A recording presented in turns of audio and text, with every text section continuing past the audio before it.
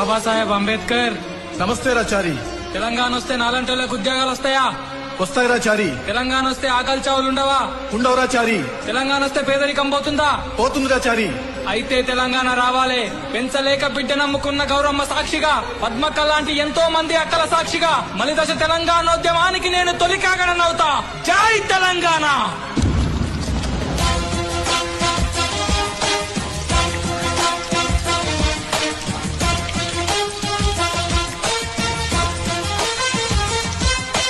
జనజాతరలో మన గీతం జయకేతనమయ్యగవాలి.